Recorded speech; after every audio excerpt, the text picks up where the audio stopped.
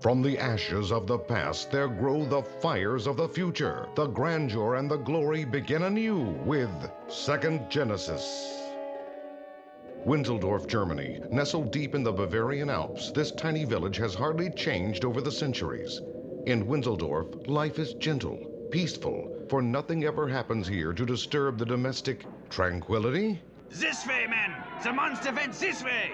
Monster, is it? The fools! It is they who are the monsters. They with their mindless prejudices. Perhaps things would be simpler, safer if I had stayed with their Jahrmarkt. But the life of a carnival freak is not for me. Not for Kurt Wagner. Let them come if they must. Let them try to kill me. At least if I die, it will be as a man! Ironically, the astonishing leap alone lends doubt to Kurt Wagner's humanity. We've got him now!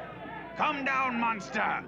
Come down, or we'll burn you down! And his hideous howling, like that of a baying beast, denies it completely. Go away, you fools! I have done nothing! But the only response the cornered misfit receives is one he hardly expected. They're utterly mad! Their threat was serious! They'll destroy their entire village to make certain that they destroy me! And for what reason? I came among them only to learn. Yet all I've learned thus far are the ways of blind, unreasoning violence. Well, if that is all that those that dwell in the normal world would have to teach me, I will show them that I learned my lessons well! Very well indeed! Oh! Howling wildly, Kurt Wagner plunges through the thick of the mob until the sheer weight of its numbers carries him down. We have him! We have him! Quickly, bring the stake! Now, monster, we will be rid of you! Now we will... Stop! And remarkably, they do. What? They're not moving. What has happened to them? I happened to them, Kurt Wagner. My name is Charles Xavier. You did this to them? But how? Why? I heard you say you'd come here to learn, my friend.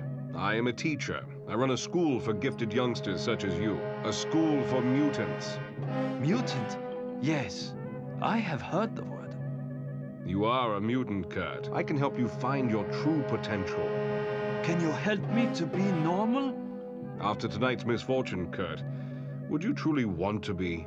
Perhaps not.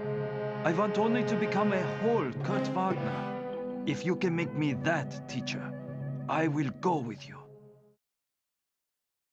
Quebec, Canada. Few people know of this secluded military installation. Fewer still know of its true purpose. It is still the home base of a special governmental agency and its very special agent, the agent cipher-coded Weapon X. They're waiting for you in the conference room, sir. Let them wait. It's good for the soul. But better known to us as the Wolverine. All right, gents, I'm here. Now, who's this bigwig you want me to meet? I am the bigwig Wolverine, Professor Charles Xavier, at your service. Am I supposed to be impressed? Apparently the top brass is impressed, Wolverine. All I know is that the professor is here to make you some sort of offer. An offer, huh? Okay, Prof. You've piqued my curiosity. What's the deal? I'll come straight to the point then. I know of your recent battle with the Hulk, and moreover, I know of your powers. You, my friend, are a mutant, and I have need of mutants. Desperate need. But what about my position here? I'm offering you a chance to become a free agent. A chance to learn to put your powers to their greatest use. A chance to get out from under the red tape and rigmarole, eh? All right, Professor, you found your man. What? Not so fast, fella. The government has invested a great deal of time and money turning you into what you are now. You try walking out on us, and I'll have you locked up. Uh-huh. It seems you didn't get my meaning, friend. This is still a free country, isn't it? So I'm resigning my commission, effective immediately. Unless, of course, you have any further objections. I didn't think so. Believe me, mister, you haven't heard the last of this. Anytime you want me, you know where to come looking. Come on, Prof, let's go. Nashville, Tennessee. A visitor to the Grand Ole Opry finds he has a visitor of his own. Begorra, 'tis Professor X himself now. Banshee, I must talk with you. Shortly in the Banshee's shabby quarters. So that's the story, is it? Then sure and I'll help ye, Professor. 'Twill be nice to tread the straight and narrow for a change. Kenya, East Africa. Atop a lonely knoll there stands a great stone portal. Men come to it in humility, their voices raised in praise and song, and prayerful supplication. Ororo, great goddess of the storm, their voices cry, come unto us and ease our burden. And with the hollow peal of thunder and the moan of lonely winds, the storm goddess comes. I am here, my children. What do you wish of me? There is drought upon the land, Blessed One. Our crops wither, our grasses parch. 10 goats and chickens shall we slay in your honor, if you will only bring us rain. Her eyes are crystal blue and older than time. They sparkle as she answers. Save your beasts, my children. You need them more than I. I will do as you plead. Her liquid eyes grow dark then, and the sky grows dark as well. Once more the howling winds come up and sweep the storm goddess away. She soars aloft like an ebon bird, lightning lancing from her fingertips, the glow of life shining full upon her face. She is happy here, only truly happy here among the elements, and the raging sky, touched by her happiness, weeps. When the storm goddess returns to earth at last, her joy is shared by all. A most impressive display, Aurora. Truly beautiful. Who are you? What business have you in Aurora's land? I am called Xavier, and I've come to make you an offer I pray you will not refuse. An offer? What have you to offer a goddess? You have a land, Aurora, and people who adore you. I offer you a world and people who may fear you, hate you, but people who need you nonetheless. The world I offer is not beautiful, but it is real, far more real than the fantasy you're living now. You are no goddess, Aurora. You are a mutant, and you have responsibilities. Come with me, child. Taste the world outside. You might find its flavor bitter or surprisingly sweet. You present a most peculiar argument. Yet I sense a deep sincerity in your words. All right, I will come with you. Perhaps the time has come for me to leave the nest at last. Osaka, Japan. 2 old acquaintances share tea in the splendid garden of Shiro Yoshida. I know your feelings toward the Western world, Shiro, and I would not have come to you. But you require help that only I may give. So, I owe you nothing, Professor, but perhaps I owe something to myself. Perhaps it is time once more for the world to hear from Sunfire! Lake Baikal, Siberia. It has been a good year for the Ustordinsky Collective Farm. The crop has been larger than expected. The wheat fills the fields like an amber sea. And those who toil in the fields are filled with a feeling of satisfaction, the knowledge of a job well done, and fear. Peter, look! Your sister! What is... No! Peter Rasputin looks up from his work, and his eyes grow wide with horror. He discerns it all in an instant. The runaway tractor, the child playing blindly in its path, and without hesitation, Peter Rasputin is running, legs pumping, heart pounding, the very air around him cracking with the energy of his exertion. Energy released in a most astonishing manner. The armored machine bears relentlessly down upon the unwitting child. As an armored colossus snatches her from its path, there is no time for Peter Rasputin to move out of harm's way.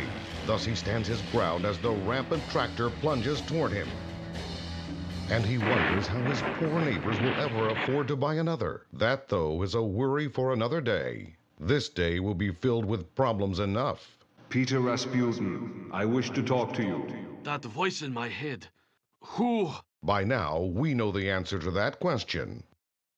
So moments later... You want me to go with you to America? But if I possess such power as you say, does it not belong to the state? Power such as yours belongs to the world, Peter, to be used for the good of all. And believe me, your powers are needed. Then come, we will talk of this with my parents. And so this professor wants to take me with him, to teach me how to deal with my mutant powers. There is wisdom in his words, Papa, but I am happy here. Tell me, Papa, what should I do? Do as your heart tells you, my son. It will not betray you. My heart tells me to stay, Papa. but my conscience tells me otherwise. I must go, Papa. Then it is right that you do.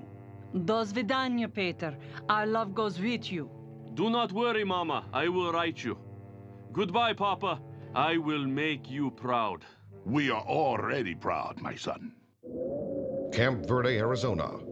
John Proudstar does not like the reservation. He does not like to watch the old ones sitting slumped against their doorsteps, dreaming dreams of glory long gone. John Proudstar is an Apache, and he is ashamed of his people. The Apaches were meant to be hunters, warriors, not sad-eyed, simpering squaws. They were meant to run free through the crisp plains grasses, the wind blowing wildly through their hair. Once nothing could stand before the Apache. The bison that covered these plains fell like rain before Apache skill, Apache bravery. But never did any bison fall like this. There, Horned One. Do you see? There is still a man among the Apache. And such a man have I come looking for, John Proudstar. Huh? Now how in blazes did a cripple get way out here? Not that it matters much. You've got 5 seconds to vamoose, White Eyes. I don't want company, especially yours. Don't be too hasty, my young friend. I've come to help you fulfill your dream, to give pride back to your people. You are special, John Proudstar. You are a mutant, and you are needed. And you can stuff a cactus, Custer. The white man needs me. That's tough. I owe him nothing but the grief he's given my people. Now beat it. I offer you a chance to help the world, and you turn your back on me? Then perhaps what they say is true. Perhaps the Apache are all frightened, selfish children. Okay, that does it. Ain't nobody that calls me a coward, mister. I'm as good as the next guy. Hell, I'm better. You give me a chance, I'll prove it. And you will have that chance, John. I promise you that.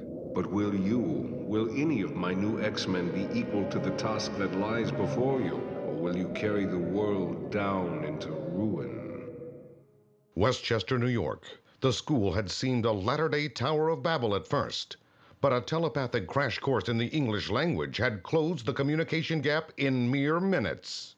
Now Professor Charles Xavier sits somberly studying his colorfully costumed house guests, and whatever thoughts he might have at this point are his alone to know.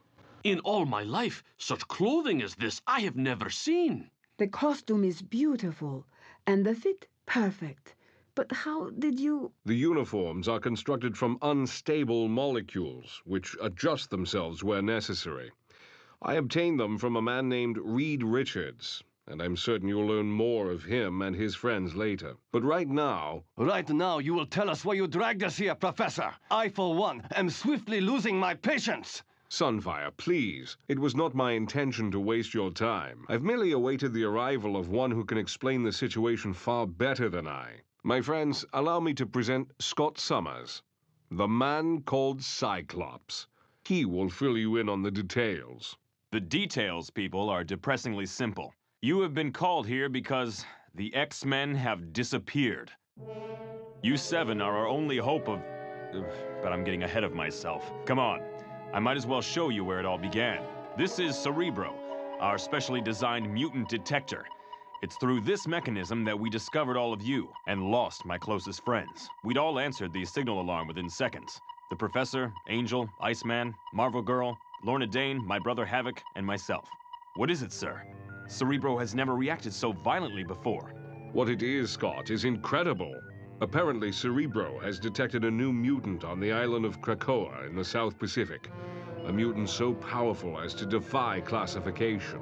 It seems you all have work to do, Scott. Find that mutant, quickly, before someone else finds him first. You heard the Professor, X-Men. It's traveling time. Shortly after, our specially designed Stratojet arced high over the patchwork countryside, streaking toward an unknown confrontation. But at that moment, our minds were on other things. Wish we could have contacted the Beast. Hank McCoy's dexterous digits might be handy on a job like this. Hank graduated the X-Men, Gene. If he hasn't got time for us now, that's his business. Right now, we've got business of our own to worry about. That's Krakoa, dead ahead. Yuck. You'd need a superpower just to survive on that desolate mud bar. Enough banter. Strap in for landing. We touched down moments later, our VTOL jets lowering us to Earth as gently as an infant is lowered into its cradle. But we were not infants. And this was definitely no child's game. I think we took the wrong bus, gang. This place sure doesn't look like Cleveland. All the insects in the air, the overgrown jungle. On second thought, maybe this is Cleveland.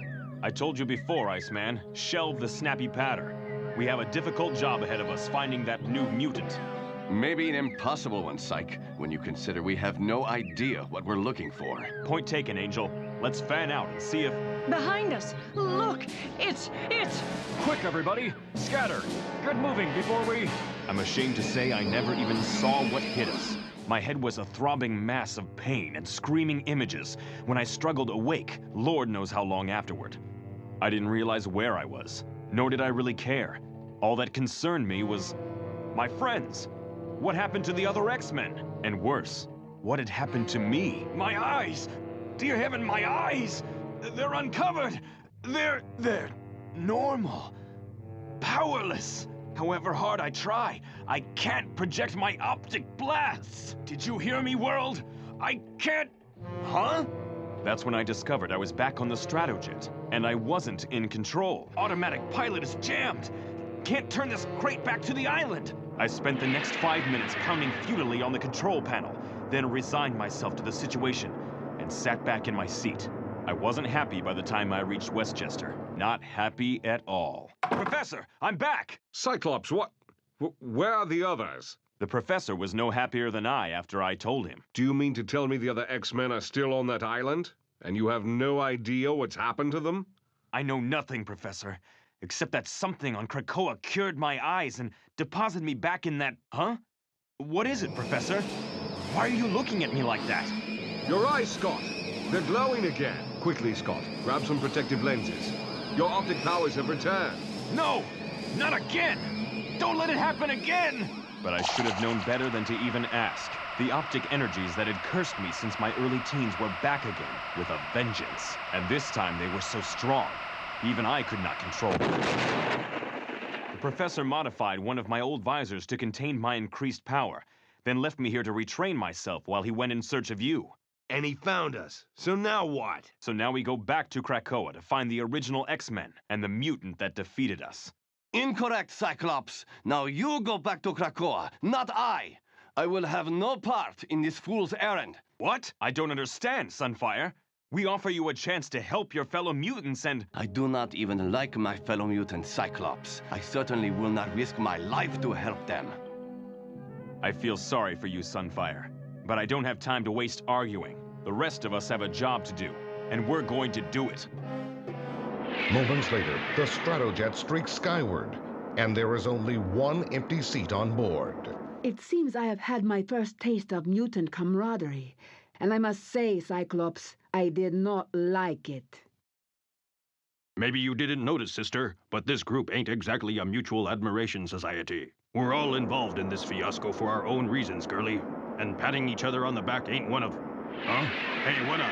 There's something following us. I see it, Geronimo. It's... Well, I'll be jiggered when the Jap. Are you going to open the hatch, Cyclops? Or do you expect me to fly all the way to Krakoa by myself? So, the prodigal mutant returns.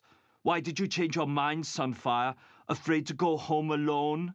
My reasons are nobody's business but my own, misfit. You do well to remember that. An hour passes, 2 hours, until the forsaken atoll called Krakoa looms full before the viewports. So that's where you mislaid your partners, huh? Can't say much for your taste in vacation spots, Summers. And I can't say much for your sense of humor, Wolverine. Nor yours, Thunderbird. The name is Proudstar, Not anymore. The professor has given you all code names, group. You might as well start getting used to them. Now the assault teams will be as follows. Storm, you and Colossus will come in from the north. Banshee and Wolverine will move across from the east. 'Tis a pleasure to be working with ye, laddie. Whoopee. Sunfire and the Nightcrawler will start searching from the south. No, not him. I did not hear Cyclops giving you a choice, man. Thunderbird and I will handle the west end of the island. Now get ready, South Team. Your drop is coming up. I don't much like the tone of your voice, Cyclops. We can argue about it when you get back. Now go! East Team, go! Cripes, do you have to screech like that? North Team! That is our signal, Storm. Colossus, no! You fool! You cannot fly! Of course not. but I can land with the best of them. The chick and the Ruski have landed, and it looks like they're arguing, which is about par for this outfit. We're going down next, Thunderbird. Strap in. Once more, the Stratojet's vertical takeoff and landing system lowers it to Earth. And though he tries, the man called Cyclops cannot suppress a shudder. How many more will we lose this time, he wonders morbidly. Will I even live long enough to find out? But he's a professional, this star-crossed mutant. The questions follow him as he steps out upon the landscape, but he leaves his fear in the ship. East is that way, Thunderbird. And the sooner we get started, the sooner we'll get there. Yes, sir, General One-Eye, sir. I just hope you're not leading me into another Little Bighorn. It'd just be my luck to be the first Indian to get massacred by... Hold it! I left the mini Cerebro unit back in... Huh? I don't believe it! Don't believe what? The Stratojet! It's gone. But that's impossible. The ground doesn't just open up and swallow a jet plane whole. Absolutely right. And strange temples don't suddenly spring up out of nowhere. But one has. Huh? That joint wasn't there when we landed. Exactly. And since it seems as good a spot as any to start searching, let's go! Grumbling in annoyance, the mutant, now reluctantly called Thunderbird, follows his Cyclopean companion into the verdant underbrush. John Proudstar has never much liked the jungle. And apparently the feeling is mutual. The vines, they're alive. A condition we won't share much longer, unless we do something fast. Got any suggestions in particular, One-Eye? Not really, Thunderbird. For a beginner, you're doing pretty well on your own. Within moments, the two young X-Men have left the strangling creeper vines far behind them, and it is not terribly difficult to determine which way they have gone. 14 minutes later. Well, we've made it in reasonable shape. I wonder how the others are faring. Well, minutes earlier on the island's north side. Odd. I do not recall seeing that temple before. Come, Colossus. Let us begin our search there. Whatever you say, Aurora. You are so unlike the girls in my... Eh? That sound! An avalanche! Quickly, Colossus. Perhaps we can still outrun it. This landslide cannot be outrun, Aurora. It has changed its direction to follow us. Then if we cannot avoid a confrontation, we must stand our ground and defend ourselves. Those mad rocks can no longer hurt me, Aurora. But for threatening you, I shall crush them. I thank you, Peter, but there is no need to protect me. I am no longer threatened. And shortly... Storm, Colossus, I'm glad you made it in one piece. Barely, Cyclops. Just barely. I only hope the others arrive safely as well. And on the island's east side... Saints, laddie, will you look at the size of them beasties? Looks like the local welcoming committee, Irish. But a handshake from one of them can be fatal. Good thing, then. They're not the only ones around here with big, sharp claws, isn't it? The Wolverine has claws of his own. And Irish, he likes to use them. Hey, are you just gonna stand around gawking, Irish? Or are you gonna help me? But the Aaron-born mutant is already aloft. And though his sonic scream is not nearly so flamboyant as his companion's lashing talons, it is nonetheless equally effective. The battle is violent, but brief. Well, laddie, sure it looks like we've done for the beasties. We'd best be getting on to that temple we spied a touch back. Yeah, sure. There's nothing to keep us here. Anymore. And soon... Faith, 'tis good to be seeing you all again. 'Twas a moment there I had me doubts. And you are not alone. While on the island's south side... These birds seem determined to prevent us from reaching that strange temple ahead, Sunfire. A remarkable observation, Misfit. You have a positive talent for stating the obvious. Your sarcasm is uncalled for, Sunfire. I begin to think the mutant community is no more hospitable than the human. Eh? That bird, about to rake me with its talons! A burst of flame, the stench of brimstone, and the mutant called Nightcrawler is suddenly elsewhere. His laugh is little more than a hideous howl. Your manner seems much like that of the beasts you so resemble, Misfit. How appropriate. But Sunfire has no need of such parlor tricks as yours. I much prefer the direct approach. Your direct approach, it appears, has left us without opponents, Sunfire. Then I suggest we get onto that temple, Misfit. Assuming, of course, you can keep up with me. And finally... Cyclops, have we kept you waiting long? Not at all. Just got here ourselves. And since we are all finally here, I think it's about time we found out what's inside this tumble-down temple. I've got a gut feeling someone lured us here for precisely that purpose. and I'd hate to disappoint them now. It appears we're going to have to earn the dubious privilege of getting in there. Door's sealed tight, and it's about a foot thick. Sunfire, Storm, Colossus. Looks like the time has come for your first practical lesson in the art of being an X-Man. The lesson is entitled Breaking and Entering, and although the neophyte X-Men lack the finesse of their predecessors, they certainly get an A for effort. Still slightly astonished by their own abilities, the young mutants step cautiously into the Stygian darkness. Oh my God. And find their hearts swelling heavy in their throats. Oh my dear God. It's the other X-Men. And something seems to be feeding on them. Well, don't just stand there staring at them. In pity's name, set them free. Cripes, what's going on? As soon as we pulled these tubes loose, the place started shaking itself apart. Quickly then, carry whoever is closest to you, and let's get out of here before this temple comes down around our ears. And even as the arcane temple topples into ruin behind them. Hey, they're coming around. Must not have been as bad as... Why, Cyclops? Why did you come back for us? Huh? You fool! Don't you understand? It wanted you to come back, and bring others with you. It was all a trap, and now it's... too late! The ground!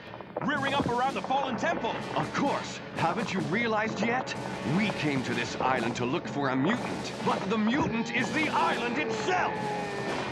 Images flood mutant minds as they stand rooted on the spot. The sunburst brilliance of an early atomic test, whose unseen radiation permeated every living organism here, until they grew linked in a quality intelligence that gave the island a life of its own.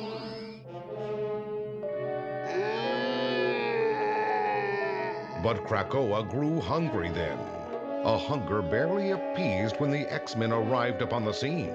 Krakoa fed upon their mutant energies and grew hungrier still. Thus it released one X-Man and sent him forth to find more food, which Cyclops did. And now we will go hungry no longer. Filthy monster! You used me! Like a lousy Judas goat leading lambs to the slaughter!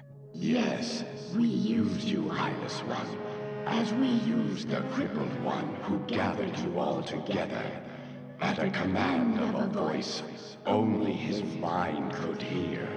But the time for explanations is past. Now it is time for Krakoa to feed. Scatter, X-Men! Quickly! You lily livers want to scatter, that's swell. But the Wolverine is going out for blood! Assuming, of course, this vegetarian monstrosity has any, which is doubtful. Your solar blasts have no effect on the thing, Sunfire! Nor do my bolts of lightning, but we must fight on, whatever the risk. Mere words could never begin to describe the sheer unbridled savagery of the battle that follows, so we won't even attempt it here. Suffice it to say that the conflict goes wildly on until... Scott, stop. You're going about this all wrong. Huh? Professor? I've been mentally monitoring your battle thus far, studying this living island, and I believe I've discovered its sole weak point. Now this is my plan. In an instant, Professor Charles Xavier's mental commands are projected halfway around a world. Then he closes his eyes, steels himself for the coming ordeal, concentrates, and the battle is joined. It is a war fought on two fronts, as Professor X wages deadly mental combat with a crazed community intellect, while his students race to carry out his plan. At Cyclops' command, the eyes of the mutant called Storm grow dark once more, and she soars aloft on the wings of the wind. High above Krakoa, she hovers, slowly summoning to her the Tempest's full electronic fury. Then suddenly transmitting those seething energies to the lithe young woman who waits anxiously below, thus restoring the mighty magnetic powers of the girl called Lorna Dane. Within moments, the circuit is completed, and Lorna Dane screams in anguish as her physical limits are reached and exceeded. Don't stop! Lord, whatever you do, don't stop! You've got to call it off, Scott. Lorna can't take that kind of punishment. She'll be killed. Alex, I can't. I can't sacrifice a world to save one woman, Alex. Even if she is the woman you love. I swear to you, brother or no brother, if she dies... The remainder of Havoc's angry outburst is slain by the crackling roar of the thunderous downpour. even as the torrential waters lend life to something else. Begorra! The blinking beast is getting stronger now! But how? Cyclops, the island's mind has suddenly grown more forceful. I can't maintain my assault any longer. Forgive me, Scott, but I fear you're on your own. Fools!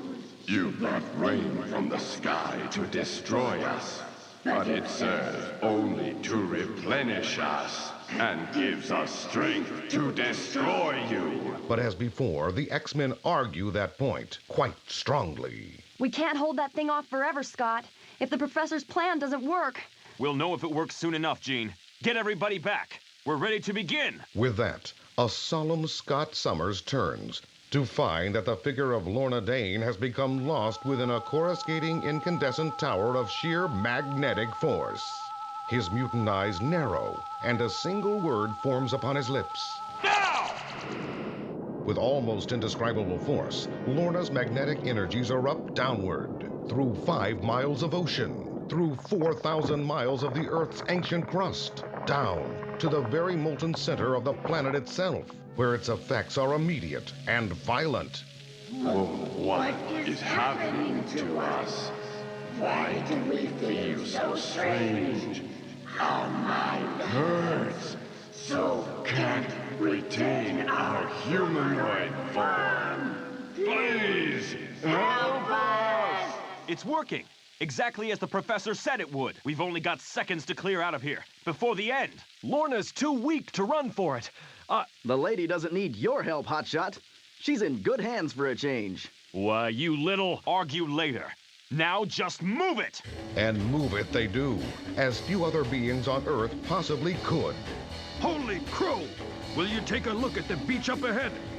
This whole freaking island is breaking up around us. And without our stratojet, there's no way we can get far enough from the island before.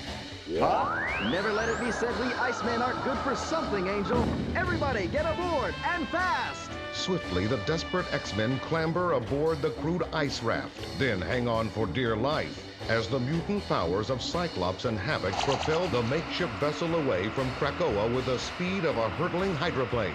Behind them, the world convulses in carnage as the results of Lorna Dane's energy bolt become apparent at last.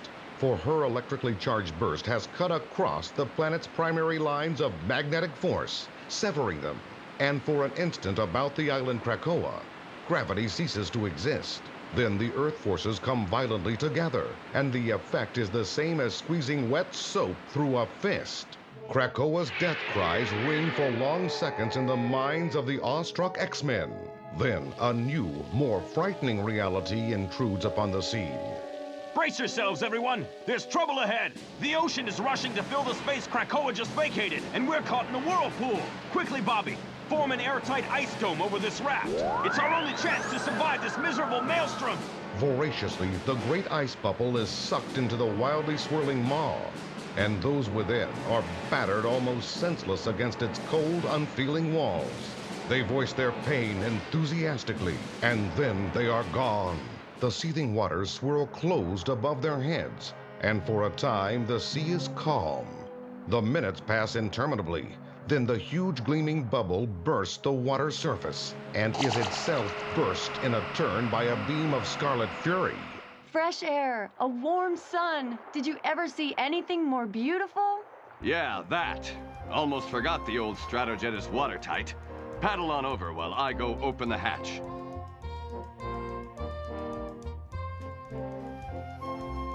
Sorry we don't have seats for all of you, but this plane wasn't designed to carry so many mutants. Which brings us to our next little problem. What are we going to do with 13 X-Men?